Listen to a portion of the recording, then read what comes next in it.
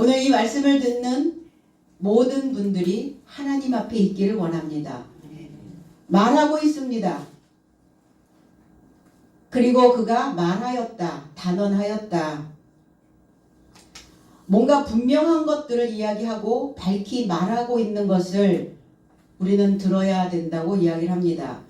당신의 기도가, 고넬료의 기도가, 우리가 기도는 정해진 시간에 정해진 자리에서 하는 것이 기도라고 우리는 생각을 하고 있습니다. 프로스 유코마이라고 하는 이 의미는 하나님께 향한, 하나님을 원하다 이런 의미를 가지고 있기도 해요. 하나님을 소원하다 이런 의미. 그리고 이 유코마이라고 하는 이 단어 안에 감사하다라는 의미가 내포되어져 있습니다. 그러면 우리는 우리의 삶 속에서 감사하는 삶이 되었을 때 그것이 하나님께 대한 기도라는 겁니다. 감사가 없다. 그럼 우리는 하나님을 향하여 기도하고 있지 않은 삶이라는 겁니다. 골로새서 3장 15절에는 그리스도의 평강이 너희 마음을 주장하게 하라. 너희는 평강을 위하여 한 몸으로 부르심을 받았나니 너희는 또한 감사하는 자가 되라. 감사하는 자가 되라 라고 하는 이 말씀 안에 너희는 하나님께 기도하는 자가 되라 이 의미라고 보면 됩니다. 원어 재해석은 또한 그리스도의 평안이 너희 마음 안에서 주장하게 하라. 평안에 이루고자 너희가 한 몸에 초청받았으니 또한 너희는 감사하는 삶을 살라 그랬어요. 우리가 감사하는 삶을 살 때 많은 사람들에게 본이 되어줄 수 있죠. 우리는 입으로만 가르치는 것이 아니라 우리의 삶으로 가르쳐야 된다라고 말합니다. 입으로 가르친다라는 것은 무슨 의미냐? 가르친다는 것은 물들인다는 것이다. 그래서 나무는 계절에 따라서 옷을 벗죠. 그리고 그 나무가 가지고 있는 그 특색을 물을 들임으로 인하여 많은 사람들에게 보여주고 있습니다. 그러면 그리스도인들이라는 것은 기름 부음을 받은 자라는 의미는 많은 사람들을 가르치는 삶인데 무엇으로 가르쳐야 되는가? 물들임으로 인하여. 그래서 내가 가지고 있는 그 물을 상대에게 물들이는 것. 그래서 우리의 온 삶으로 물을 들이는 것. 이것이 감사하는 삶이 되어질 수 있다는 것이에요. 그래서 이것이 곧 예배하는 삶이요. 이것이 하나님을 향한 소원하는 삶이요. 이것이 하나님께 기도하는 삶이라는 겁니다. 그래서 감사하는 삶이 바로 기도의 삶이다. 이렇게 이야기합니다. 왜 우리는 기도해야 되고 감사해야 되는가? 감사는 우리에게 주어진, 우리의 일생에 주어진 어떠한 문제들을, 큰 문제, 작은 문제든 그 모든 문제들을 초월하게 한다는 겁니다. 신앙생활을 하지 않는 사람들도 그렇게 이야기하죠. 어떤 극한 상황들이 왔을 때 오히려 그것이 나는 감사합니다. 그러면 그 감사하는 그 마음, 그 세포가 만들어졌다는 것은 그 문제를 초월할 수 있다는 겁니다. 그러면 적어도 신앙인들은 더더욱 그래야 되지 않을까? 하나님을 알지 못하고 하나님을 믿지 않는 자들의 그 입에서도 그런 메시지가 나오는데 하나님을 믿는 우리는 더더욱 감사하는, 그래서 이 감사로 우리의 일상에 주어져 있는 큰 문제, 작은 문제들을 다 뛰어넘을 수 있어야 된다는 겁니다. 너의 기도를 들으셨다 이렇게 얘기했어요. 에이사쿠오라는 단어인데 에이스, 도달했다. 그러니까 기도는 도달되도록 해야 된다는 거예요. 기도가 가다가 끊길 수도 있다는 거예요. 그럼 어떤 기도는 도달이 되어지고 어떤 기도는 가다가 끊어지는가? 감사가 들어가 있는 우리의 문제를 초월하는 그 마음으로 하는 그 기도는 하나님께 도달되어질 수 있다는 겁니다. 이게 감사의 기도이겠죠. 감사하는 삶이겠죠. 고린도후서 12장 4절에도 그가 낙원으로 이끌려가서 말로 표현할 수 없는 말을 들었으니 사람이 가히 이르지 못할 말이로다 그랬어요. 말을 들었다 그랬어요. 원어 재해석은 그가 낙원에 이르고자 이끌려간 것과 사람에게 전하고자 내놓지 못할, 표현할 수 없는 해석을 들었다. 사도 바울이 3층천, 셋째 하늘에 도달했을 때 내가 몸 밖에 있었는지 몸 안에 있었는지 난 알 수 없다. 그런데 사람에게 전하고자 내놓지 못할 표현, 할 수 없는 말씀을 들었다는 거예요. 그 말씀이라고 하는 그 의미가 바로 흐레마의 말씀이요. 그 말씀이 바로 해석된 말씀이라는 겁니다. 그러니까 바울 사도도 한 번도 해석된 메시지를 들은 적이 없다는 이야기를 하고 있는 거예요. 표면적 유대인이었고 열심 당원이었고 베냐민 지파였고 로마의 시민권을 획득한 자였음에도 불구하고 그는 한 번도 그 메시지 속에 담겨져 있는 의미를, 그 속에 담겨져 있는 뜻을 들어본 적이 없다는 이야기를 하는 거예요.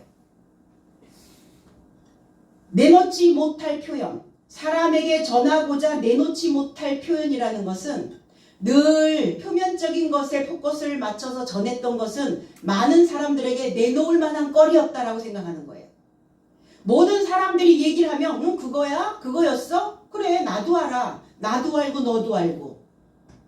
나도 알고 너도 아는 것은 내놓지 못할 표현이 되지는 않습니다. 그런데 다른 사람들이 전혀 알지 못했던 것들을 내놓아서 저 사람들이 과연 이걸 이해할 수 있을까? 그러니까 내놓지 못할 표현, 할 수 없는 그 말씀을 내가 들었다.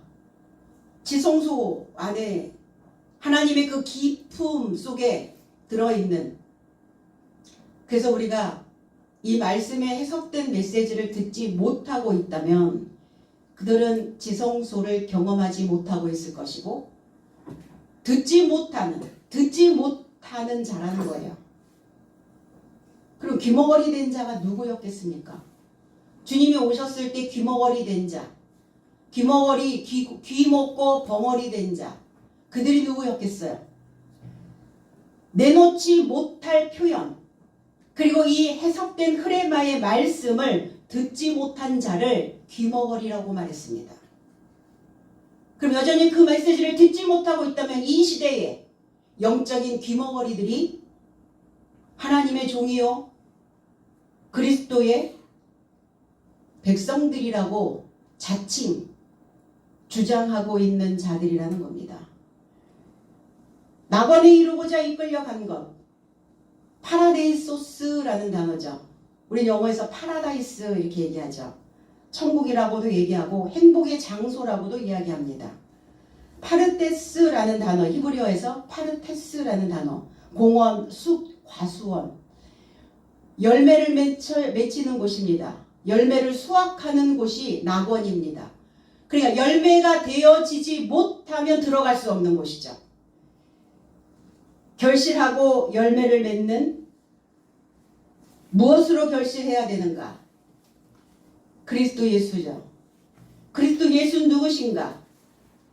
지혜죠. 지식이죠. 아는 것이죠. 기름 부음을 받았다. 무슨 기름입니까? 하늘의 기름이요 하나님의 기름입니다.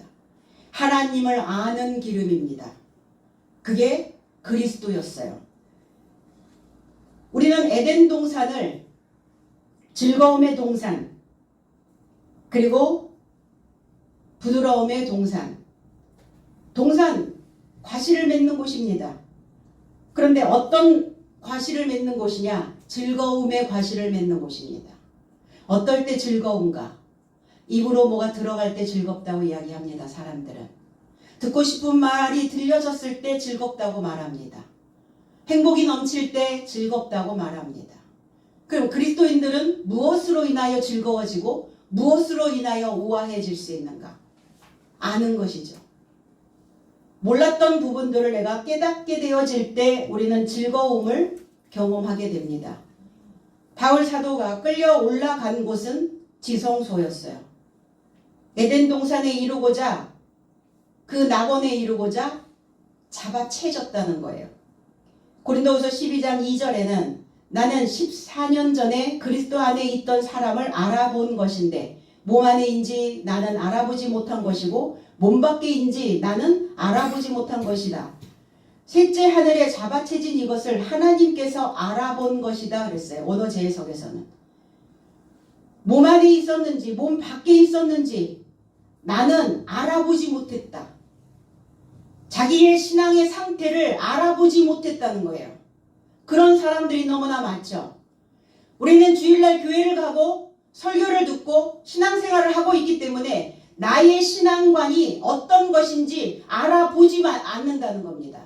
나는 여전히 그리스도인인 것 같으나 그리스도인이 될 수 없다라면 어떻게 얘기할 것인가? 그냥 교회 다니는 사람, 교회 다니는 사람과 그리스도인은 다릅니다, 개념이.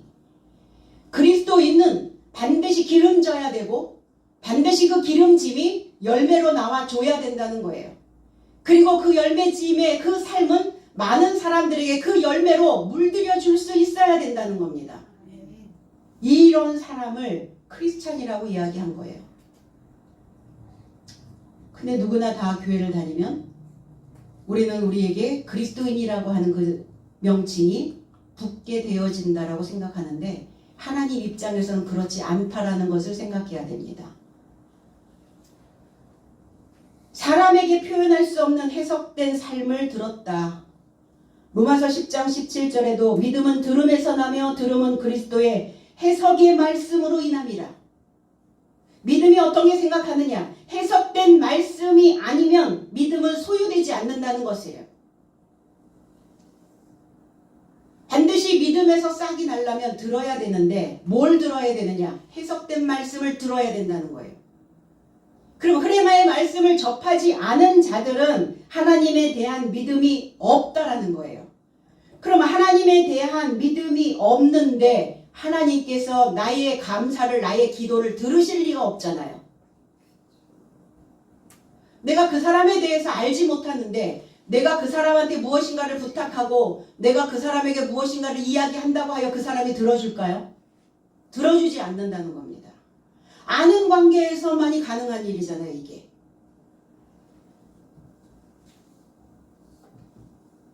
그래서 고넬료는 자기가 지금까지 들었던 메시지 말고 그랬다면 베드로 사도를 초청할 이유가 하나도 없는 거죠.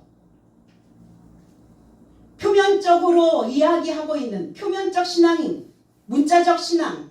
우리는 지금 어떤 시대에 살고 있는가? 문자 사회에서 살고 있습니다. 문자 사회. 그러니까 아침에도 일어나면 카톡이, 문자가, 글자가 수도 없이 쏟아지는 이 시대에 우리는 살고 있어요. 그래서 이 문자를 해석할 수 있는 문해력을 가지고 있느냐 없느냐에 따라서 우리의 뇌 발달이 달라질 수 있다라고 이야기를 합니다. 한글은 읽는데 문해력이 없네요. 그런 친구들이 얼마나 많아요. 가르치보면. 세상에 나가서도 그래요. 사람의 말을 알아듣지 못한 사람들이 얼마나 많아요. 왜 그래요? 문해력이 없기 때문이에요. 그럼 우리가 성경을 이야기하는 것도 마찬가지라는 겁니다. 문자로 되어져 있는 이 성경을 해석하는 능력을 만들지 않으면, 배우지 않으면, 가르침을 받지 않으면 우리는 평생을 신앙생활을 해도 믿음을 소유할 수 없다라는 겁니다. 그럼 믿음이 소유되지 않았는데 우리가 신앙생활을 한다라고 그리스도인이라고 말할 수 있는가? 말할 수 없는 것이죠. 하나님 입장에서도. 그래서 고넬료는 해석된 말씀을 듣고자 기도했다는 거예요. 내가 그동안 들었던 메시지 말고 하나님, 내가 한 번도 경험하지 못하고 한 번도 듣지 못했던 그 말씀을 나는 듣기를 간청합니다. 그래서 그 하나님께서 고넬료의 기도를 들으셨다. 이렇게 표현하고 있어요. 베드로는. 그러니까 해석된 말씀이 계시되어지는 거예요. 계시라고 하는 이 단어가 아포칼립시스, 아포라고 하는 단어, 분리하다라는 의미를 가지고 있고 칼리푸시스, 덮개라는 뜻이에요. 계시가 뭐냐? 덮개를 제거하다, 덮개를 벗기다, 뚜껑을 열다. 그래서 우리가 크레마의 말씀을, 해석된 말씀을 원문 그대로 우리가 배울 때 어땠어요? 뚜껑 열린 자들이 많죠. 자기 안에서 내가 알고 있었던 그 개념이 지금 벗겨지고 있는 건데 그 개념을 우리가 이해하지 못하면 속에서 치받치게 된다는 거예요. 그러면 고넬료가 될 수 있었겠냐고요. 고넬료가 되어지지 못하고 있다면 그 기도는 허공을 맴도는 기도일 뿐이지 하나님께서 들으시는 기도는 아니라는 겁니다. 그러니까 문자로 쌓여있는 이 덮개가 제거되는 거예요. 이게 계십니다. 아, 그 뜻을 알았어. 그 의미 알았어. 의미 없이 삽니까? 의미 없이 태어난 거 있어요? 의미 없이 만들어진 물건이 있습니까? 하나도 없어요. 인간에게는 더더욱 의미 없는 삶을 살고 있다면 무의미가 되겠죠. 무의미. 그러니까 늘 빈곤한 상태로 삶을 유지하게 된다는 겁니다. 너의 구제를, 그럼 고넬료가 했던 구제가 무엇이었겠어요? 너의 구제를 기억했다. 구제는 엘레모시네라고 하는 단어인데 자비로운, 그 다음에 자선을 베풀다, 긍휼을 베풀다라는 단어와 만납니다. 우리는 구제 그러면 무슨 생각이 제일 먼저 나요? 주머니에 있는 돈을 꺼내서 가난한 자들을, 빈곤한 자들을 도와주는 어떤 물질의 구제만을 생각을 하게 되죠. 그러나 성경에서 이야기하고 있는 구제는 그 구제가 아니라는 겁니다. 나라님도 그들을 다 채워줄 수 없다라고 이야기를 했어요. 그럼 교회에서 해야 되는 구제는 뭘까? 교회에서 해야 되는 일은 자비를 베푸는 일입니다. 긍휼을 베푸는 일이에요. 누가복음 16장 24절에 불러 이르되 아버지 아브라함이여 나를 긍휼히 여기사 나사로를 보내어 그 손가락 끝에 물을 찍어 내 혀를 서늘하게 하소서. 내가 이 불꽃 가운데서 괴로워하나이다. 부자와 나사로에 대한 메시지죠. 원어 재해석은 그리고 그가 소리쳐 말하였다. 아버지 아브라함이여 나를 긍휼히 여기시고 그의 손가락 끝을 물에 적셔 나의 혀를 차갑게 하라고 나사로를 보내소서. 내가 이 불꽃 안에서 슬퍼합니다. 그랬어요. 나사로는 엘 아자르라고 하는 히브리어에서 온 단어인데 돕다, 둘러싸다, 원조를 받다 이런 의미를 가지고 있어요. 하나님의 도우심을 받고 있는 자를 나사로라고 표현합니다. 하나님의 도우심을 받는 나사로는 어떤 도움을 받고 있었단 말입니까? 해석되지 않는 이 메시지가 열리는 거예요. 나 그거 어떻게 하는지, 그거 무슨 내용인지 번역이 안 돼. 번역의 도움을 받고 있는 거예요. 깨닫는 그 도움을 받고 있는 겁니다. 그래서 그 나사로에게 부자는 그것을 간청하죠. 그의 나를 긍휼히 여기시고, 긍휼히 여긴다는 것, 자비를 베푼다는 것 무엇입니까? 긍휼히 여기는 자 알게 하는 거예요. 그로하여금 먹게 하는 겁니다. 내가 가지고 있는 물을 그에게 적시는 겁니다. 손가락 끝에 물을, 그렇게 얘기해요. 손가락 끝을 물에 적셔. 뭐 하라는 거예요? 나사로의 물을 적셔달라는 거죠. 나사로의 물이 들기를 원합니다. 그 물 들기를 원합니다. 손가락 끝. 손가락은 뭘 이야기하는가? 10개를 이야기하고 있어요. 10개. 손가락 10개. 부유해진 나사로가 축적해 놓았던 부자가 되어져 있는 그 메시지. 왜 끝에 찍을까? 그냥 한 움큼 퍼가지고 확 던져주면 될 텐데. 손가락 끝까지. 끝에까지. 마지막까지. 말단까지. 말초 신경까지. 그 물이 다 내려올 수 있도록 이렇게 얘기하는 거예요. 중간에 내려오다가 막히지 않도록. 끝까지 내려올 수 있도록. 그리고 우리가 혈액순환이나 뭐 이런 게 안 되면 말초신경에 문제가 발생이 되죠. 그래서 뭐 손발이 저린다 이런 거 왜 그래요? 그래서 혈행 개선을 해야 된다. 그런 거죠. 말씀이 막히지 않고 그냥 통과되어질 수 있도록 내 끝에까지 전달되어질 수 있도록 언제? 오늘의 끝. 그날의 끝. 그래서 나사로의 도움으로 이 부자는 나사로의 것으로 부자가 되는 거예요. 자기의 개념으로 부풀려져 있는 거대하여져 있는 그 부자가 아니라 그 허풍선이거든요. 허풍선이. 겉은 큰데 속은 뻥 뚫렸어. 그러니까 톡 건드리기만 하면 일상에서 어떤 문제가 턱 건드려지기만 하면 빵 터져버리는 거예요. 그게 부자예요. 근데 그게 나사로의 부자로 바뀌는 거예요. 하나님의 도움의 부자로. 하나님의 도움을 받는, 하나님의 원조를 받는 그 부유함으로 축적되어져서 끝까지 갈 수 있는, 끝까지 흘러갈 수 있는 물, 중간에 땅 얼리면 문제가 되죠. 온도가 일정하지 않으면 중간에 가다가 냉각이 되기 시작합니다. 우리의 신앙이 하나님을 믿는 우리가 동일한 마음으로 시작했던 마음과 끝까지 가야 되는 달려가는 그 마음이 동일해야 물이 중간에 얼질 않아요. 감사를 잃어버리는 순간 어떻죠? 하나님께 기도하지 않는 순간 어떻죠? 마음이 얼어버려요.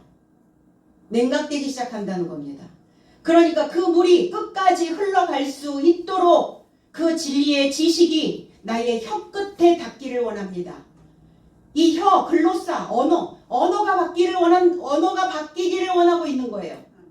아이들의 언어와 성인의 언어는 다르죠. 배우지 못한 자의 언어와 배운 자의 언어가 다릅니다. 그 언어로,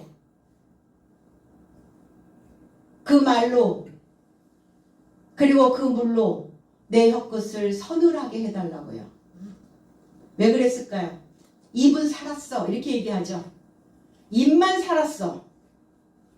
입으로는 다 잘해. 입으로는 다 된 것처럼, 할 것처럼, 하는 것처럼 대답은 잘하는데 안 한다는 거예요. 그러니까 그 혀끝에서 나오는 그 언어가 서늘해져야 된다고요. 서늘해진다는 것은 뭐냐? 말만 앞세우지 않는 자의 모습입니다. 말이 앞서가면 안 되죠. 삶이 앞서가야죠. 행동이 앞서가야죠. 말은 그렇게 하는데 행동이 바뀌지 않으면 혀에서만 나가는 거예요. 혀에서만. 그래서 이 서늘하게 하소서라고 하는 이 단어가 카타푸시코라는 단어예요. 목숨이 내려가게 해달라고요. 그 목숨적 말이 변화되게 해달라고 간청하고 있는 겁니다. 내가 불꽃 안에서 슬퍼한다. 불꽃이 어떤 불꽃이겠어요? 음부죠. 음부. 음부. 그 음부의 불꽃 안에서 내가 고문받고 슬퍼하고 있습니다. 이 음부라고 하는 이 하데스라고 하는 단어는 알파라고 하는 단어와 에이도라고 하는 단어의 합성어인데 알파라고 하는 단어는 부정문이에요. 부정문, 못한다, 아니다 이런 뜻이에요. 에이도라고 하는 단어는 보다라는 뜻이에요. 그러니까 보지 못한다, 알지 못한다, 알아보지 못한다 라는 뜻이에요. 알아보지 못하고 있다. 내가 어떻게 신앙생활을 하고 있는지 알아보지 못하고 있다. 나라고 하는 존재가 일상생활을 24시간을 어떻게 쪼개서 쓰고 있는지 알아보지 못하고 있다. 음부라고요. 그게. 사울이었죠. 내가 하나님을 어떻게 믿고 있는지 알아보지 못했다고요. 사울적 존재입니다. 그래서 우리의 이 혀에 하나님의 나라도 있고 우리의 이 혀에 음부도 있다는 겁니다. 그래서 혀의 언어가 색다르게 바뀌는 것, 이게 신앙생활이에요. 색다르다. 색다르다는 것은 일반적인 것과 다른 특색이 있다. 일반적이지가 않다 이래요. 아, 저 사람은 참 색달라 이렇게 표현하죠. 색다른 표현을 잘해. 똑같은 사물을 보면서 똑같은 것을 보면서도 우리는 색다른 표현들을 할 수 있는, 이게 바로 보통의 것과 다른 특색이 있는, 그 단어에서 유래한 단어가 영이하다. 영이하다. 영인, 그 신령 영자를 쓰고 있어요. 신령스럽고 색다르다. 이걸 영이하다라고 이렇게 표현을 합니다. 아, 저 사람 참 영이해. 신앙 안에서 참 영이한 사람이야. 영적인데 그 영적인 것이 색달라. 이렇게 표현하고 있는 거죠. 우리는 태어나서 생존과 실존에 필요한 것을 배우게 됩니다. 그리고 주변에 있는 사람들로부터 원조를 받고 도움을 받고, 그리고 내가 부족한 것들을 채워가기 시작해요. 끊임없이 나의 세상을 읽고, 그럼 내가 원조를 받았다면, 도움을 받았다면 내 안에 그 도움이 채워졌는지 채워지지 않는지 끊임없이 나는 내 마음을 읽어내기 시작하죠. 그래서 나의 세상을 읽고, 그래서 읽어서 알게 된 것을 토대로 행동한다는 거예요. 알지 못하면, 무지하면 하는 것도 특색이 나타나지 않아요. 무지하게 나타난다는 겁니다. 똑같은 패턴이 반복되어지게 된다는 겁니다. 그래서 우리는 이전과 다른 역사를 써내려 가야죠. 그러려면 지금 내 상태를 분명히 아셔야 돼요. 내가 지금 이 역사를 계속 썼다가는 뭐 한다? 폭망한다. 폭망. 그러니까 폭망하지 않고 그러려면 나의 이 역사를 다시 써야 된다는 겁니다. 그러니까 이 과정에서 말이 매개가 되죠. 내 혀끝에서 떨어지는 그 말이 하나님의 말로 소통하고 그 의미의 체계를 우리가 알아가야 된다는 겁니다. 말씀 안에서의 의미는 번역을 통해서만이 알 수 있어요. 해석을 통해서만이 알 수 있다는 겁니다. 우리는 무엇이 기억됩니까? 사람들을 기억할 때 우리는 뭘 기억하죠? 그 사람의 외모입니까? 그렇지 않죠. 그 사람이 했던 말이 기억납니다. 그래서 생각나게 된다고, 마음의 회상을 하게 된다고요. 하나님도 우리를 기억하실 때 뭘로 기억하시겠어요? 하나님 외모를 취하지 아니하신다고 그랬는데 우리가 했던 말을 기억하신다고요. 그래서 뭐라고 그래요? 말대로 된다. 말이 씨다. 그게 다 의미가 거기에 담겨져 있는 거예요. 그리스도 예수의 열매를 맺을 수 있도록 그 말을 하는 자들을 기억하고 계신다는 겁니다. 그게 누구였느냐? 고넬료였어요. 유다서 17절에는 사랑하는 자들아 너희는 우리 주 예수 그리스도의 사도들이 미리 한 말을 기억하라. 말씀 66권 안에 있는 이 메시지를 기억하고, 그리고 그 정말 기억되어지기 위해서 그 안에 있는 뜻들이 무엇인지 어떤 내용인지를 그 말씀을 기억하라. 원어제 해석은 그러나 사랑스러운 너의 삶은 나의 삶의 주 그리스도 예수의 사도에 의하여 미리 보여준 말씀에서 기억나야 한다. 미리 한 말을 기억하라가 아니라 미리 보여준 말씀에서 기억나야 한다. 그럼 여기에서 말씀이 뭡니까? 흐레 말하는 거예요. 해석된 말씀만이 기억난다는 겁니다. 뜻을 알지 못하는데 기억날 리가 없잖아요. 암송하면 됩니까? 요절, 구절 외우면 돼요? 그렇게 외웠죠. 우리는 그 기억하려고. 그 안에 담겨진 내용을 모르는데 아무리 문자로 기억을 하려고 암송을 한들 무슨 의미가 있겠냐고요.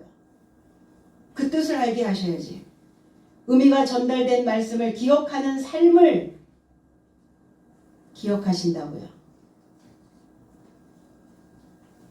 알고 깨닫고 그 깨달아진 그 하나님의 말씀을 기억하는 자를 하나님은 기억하신다고요.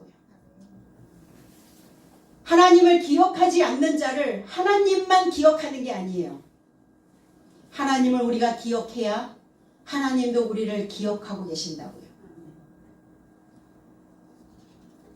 고넬료가 베드로를 찾은 이유를 베드로에게 설명하고 있습니다. 내가 왜 당신을 초청했는지 아십니까? 그러면서 자신에 대한 자신이 지금까지 해왔던 모든 일들을 설명하고 있어요.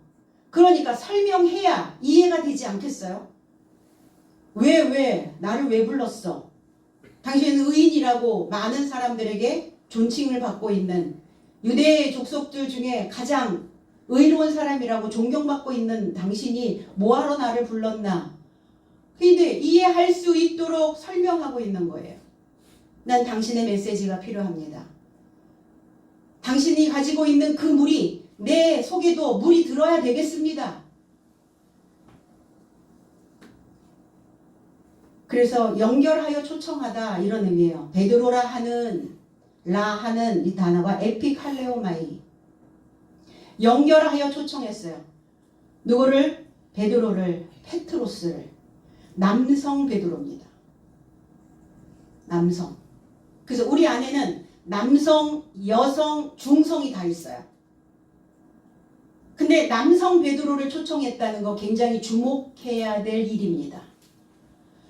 남성 베드로는, 자, 베드로라고 하는 이 의미는 히브리어로 넘어가면 게바라고 하는 단어, 반석이라고 하는 단어를 만듭니다. 반석, 게바, 또 카프, 뭐 우묵한 손, 우묵한 발바닥, 이런 우묵한이라고 하는 의미를 가지고 있어요. 남성 바위. 바위는 바위인데 반석은 반석인데 남성성을 가지고 있는 반석이 필요했던 거예요. 그럼 남성성을 가지고 있는 바위는 집을 받치는 대들보 역할을 하고 있잖아요. 그러니까 고넬료는 자기 자신을 받쳐줄 수 있는 대들보 역할을 해줄 수 있는 자가 필요했던 거예요. 자기의 생각을 받쳐줄 수 있는, 흔들리지 않는 굳건한 마음을 가지고 있는, 한번 딱 정하면 정한 대로 갈 수 있는 그런 남성성의 바위가 필요했던 거예요. 신명기 11장 24절에는 너희의 발바닥으로 밟는 곳은 다 너희의 소유가 되리니 너희의 경계는 곧 광야에서부터 레바논까지와 유브라데 강에서부터 서해까지라. 우리는 이 메시지를 딱 듣는 순간 사람들은 이렇게 얘기했어요. 내가 발바닥으로 밟는 그 모든 곳을 다 내 소유가 되게 한대. 그래서 뭐 했죠? 마당 밟기 했잖아요. 마당 밟기. 지역을 돌아다니면서 이 지역을 나한테 주시고 나한테 주시고 이 땅도 나한테 주시고, 그런 어처구니 없는 일도 교회 안에서 했다는 거예요. 중요한 건. 그래서 어떤 분이 뭐 그 동네, 그 온 동네를 다 다니면서 밟아가지고 그 땅이 자기 것이 됐다고 간증하는 사람들도 있었어요. 있기는. 불교에서 탑돌이 하는 거나 다를 게 없죠. 그 얘기가 아니라 발바닥, 카프, 게바, 반석, 반석이 되어져서 밟는 곳, 베드로가 되어져서 밟는 곳, 그 밟히는 곳이 어디겠어요? 대상자란 말이에요. 대상자. 발바닥으로 밟는 곳, 동행하는 자들이에요. 가르침을 받는 자들이에요. 오늘 고넬료와 같은 자라는 겁니다. 베드로가 밟는 고넬료, 그 고넬료가 너의 소유가 될 것이다. 가르치는 자의 모습인 거지. 내가 이게 바깥으로 외관으로 이거 꺼내놓으면 성경 이상해져 버리잖아요. 그래서 성도를 데리고 이제 교회 터 잡아야 되니까 마당 밟기 합니까? 어디로 가야 될까? 저 강남으로 한번 갈까요? 우리도? 밟는 곳 다 주신다고 하셨으니까 거짓말 안 하실 거 아니에요. 인생들입니다. 내가 밟아줘야 되는 인생이에요. 내가 그들에게 활시를 당겨줘야 되는 대상들이라는 겁니다. 이 혀를 잘 연마하셔서 이 혀끝에 목숨적인 것들이 떠나가고 하나님의 영적인 흐레마의 말씀으로 그 관역을 맞춰야 되는 대상자들이라는 거예요. 그래서 밟는 곳, 이게 구불이다, 활의 시위를 달다, 이런 의미를 가지고 있어요. 활을 이렇게 휘게 하기 위해서 물론 손으로 이렇게 하는 것도 뭐 의미가 있긴 하지만 그 나무를 유연하게 이렇게 발로 먼저 밟아준답니다. 활을 만드는 사람들이. 그래서 활을 굽히기 위해서 밟다, 이런 뜻을 가지고 있어요. 그래서 그 나무가 조금 휘어질 때까지, 그게 부드러워질 때까지 이거를 잘 이렇게 부러지지 않고 잘 휘어질 수 있도록 발로 이렇게 잘근잘근 밟아서 활 시위를 만든답니다. 그래서 밟는 곳은 다 너희의 소유가 될 것이다. 그럼 함께 가는 거예요. 신앙 안에서, 말씀 안에서 동행자가 되어지는 겁니다. 그리고 그들의 생각들이 깊은 사고로 깊어지는 거예요. 구부려져 있다라는 것은 자신을 돌이켜볼 수 있는, 생각을 생각할 수 있는 메타 코그니션, 생각의 생각을 할 수 있는, 깊어지겠죠. 생각의 생각을. 우리의 경계가 있어요. 신앙의 경계, 삶의 경계. 광야에서부터 레바논까지, 유브라데 강에서부터 서해까지라. 여기가 우리의 경계입니다. 광야, 인생을 광야라고 이야기해요. 이 세상을 광야라고 이야기합니다. 다 외로워요. 그래서 고독합니다. 그럼 고독하고 외로울 때 뭐 하라는 거예요? 깊은 사고를 만들어내라는 거예요. 홀로 있을 때 뭐 하라는 거예요? 하나님을 생각하라는 겁니다. 광야, 미드바르, 정돈하는 곳입니다. 외로워야 사람들은 정돈이 돼요. 뒤죽박죽 막 섞여 있으면 생각할 겨를이 없어요. 생각들이 정리가 되지 않고 정돈이 되지 않으면, 그러면 우리의 생각들이 누군가에 의하여 정복을 당하게 된다는 겁니다. 그래서 이 광야에서 말씀으로 정복당하는 곳, 말씀으로 부서져야 되는 곳, 이곳을 광야라고 얘기합니다. 그래서 부서져야, 광야에서 완전히 다 부서져야, 말씀으로 완전히 정복이 되어져야, 그래야 레바논까지 흘러갈 수 있어요. 레바논이라고 하는 의미는 흰 산이라는 뜻이에요.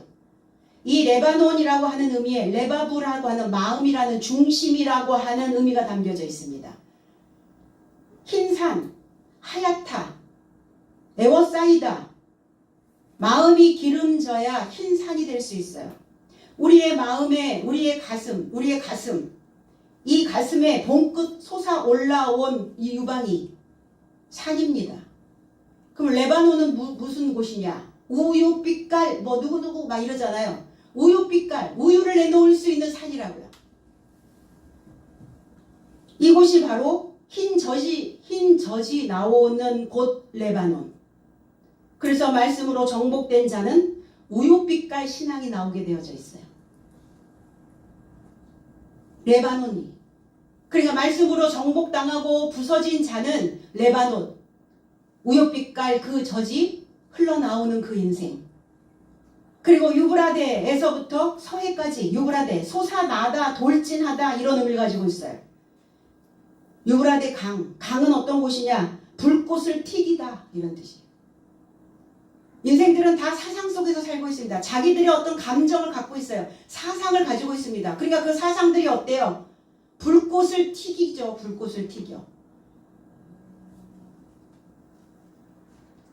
그 불꽃이 튀기는, 뭔가 돌진하여 오는, 뭔가 솟아나는 생각이 항상 가만히 있질 않죠. 뭐가 불쑥불쑥 솟아나오죠. 근데 서해까지, 서쪽은 어떤 쪽이냐? 머무는 곳입니다. 뒤쪽, 마지막, 늦은, 이런 의미를 가지고 있어요. 서쪽 바다. 뭔가 노호하는, 뭐가 부서지는, 뭔가 소리를 또 내는.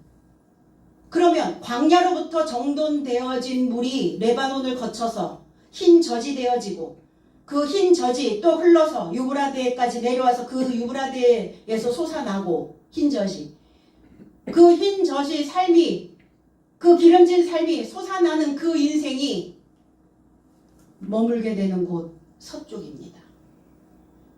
이게 인생의 여정이기도 하고 신앙의 여정이기도 해요. 그런데 반드시 경계가 있어야 된다는 거예요. 경계. 영역이죠. 내 영역. 어떤 지경. 내가 가지고 있는 어떤 공간. 그래서 조상들이 세워놓은 지계표를 옮기지 말라 이렇게 얘기했어요. 영어에서 랜드마크라고 얘기하죠. 지계표. 말씀의 지계표를 옮기지 말라고요. 경계가 무너지는 순간, 지계표가 옮겨지는 순간 다 뒤죽박죽 허물어져 버려요. 말씀의 지계표, 조상이 세워놓은 지계표가 뭡니까? 66권이에요. 그래서 창세기는 창세기의 지계표가 경계, 출애굽기, 레위기, 민수기, 신명기 이렇게 해서 그 칸칸마다 다 이렇게 지계표를 세워놨어요. 그럼 창세기는 창세기의 원문에서 해석하고 출애굽기는 출애굽기의 원문에서 해석하고 옮기지 말라는 거예요. 다른 뜻으로 옮겨놓지 말라는 거예요. 원문 그대로 받고 기록하고 번역해서 전파하라는 거예요. 그렇지 못한다면 이 경계를 허무는 것과 같다. 이 지계표를 옮기는 것과 같다. 그렇게 표현하고 있거든요. 성경은. 그리고 베드로라 초청하는 시몬을 청하라. 메타칼레오. 소환하라는 거. 소환. 우리는 어떤 그 법정에 세울 때 소환한다 이렇게 표현을 하죠. 칼레오. 부르다. 연합하여 초청하다. 베드로 따로 고넬료 따로가 아니라 고넬료는 완전히 베드로의 어떤 그 메시지와 연결되어지고자 원하는 그 간절함이 이 단어 하나에 묻어 있다는 거예요. 베드로와 연합되어 초청한 거예요. 그래서 내가 곧 사람을 보내었더니 이렇게 얘기하잖아요. 내가 즉시로 내가 곧장 사람을 파송했더니 오셨습니다.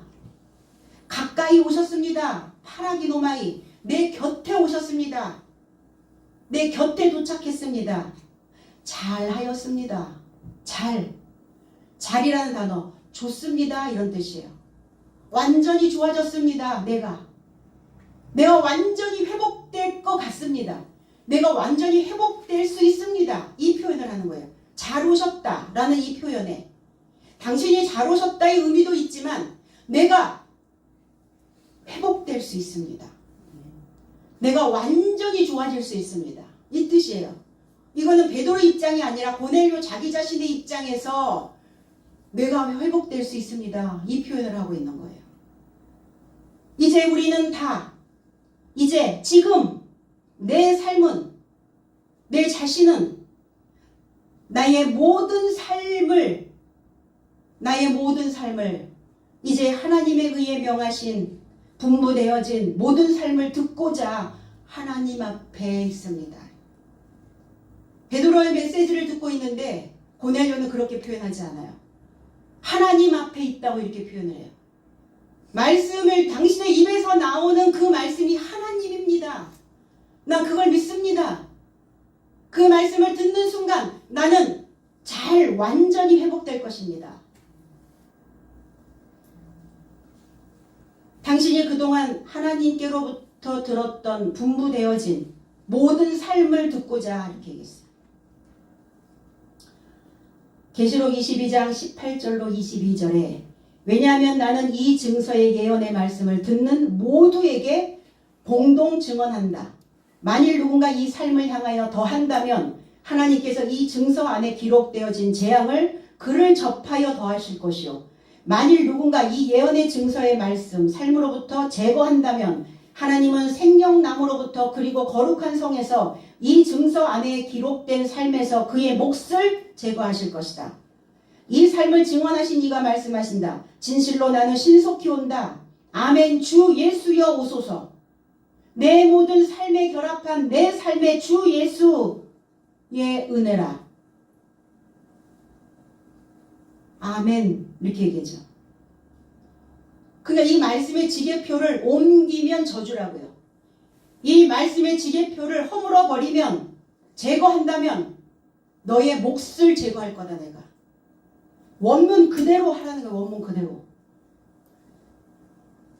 그래서 베드로가 고넬료에게 들려주고자 하는 말씀일 거예요. 나는 더하지도 않고 빼지도 않고 제거하지도 않고 있는 그대로의 그 메시지를, 원액 그대로를 너한테 줄 것이다.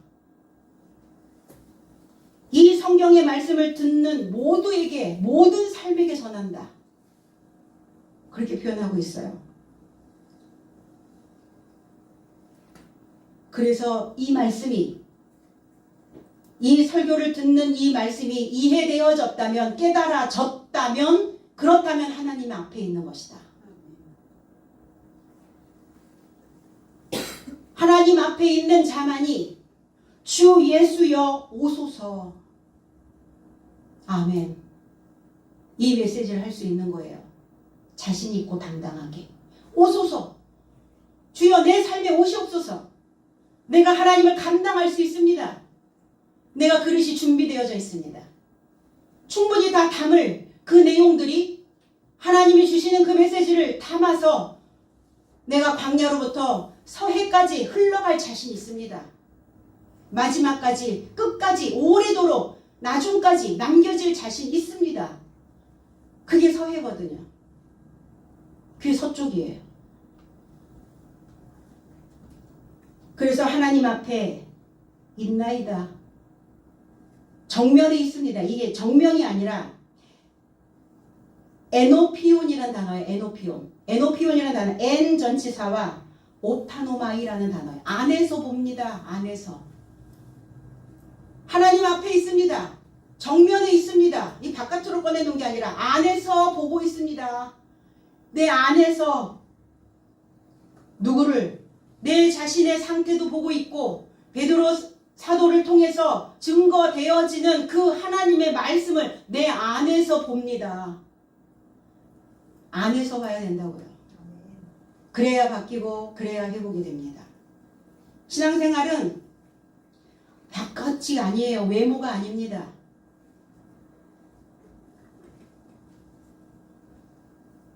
가까이 있습니다. 옆에 있습니다. 하나님 옆에 있습니다. 말씀 옆에 있어야죠. 신앙생활 백날 첫날을 해도 내 이 말씀을 깨닫지 못하고 하고 있다면 그건 다 허망하여지게 된다. 그건 다 사울의 상태에 머물러 있는 것이다.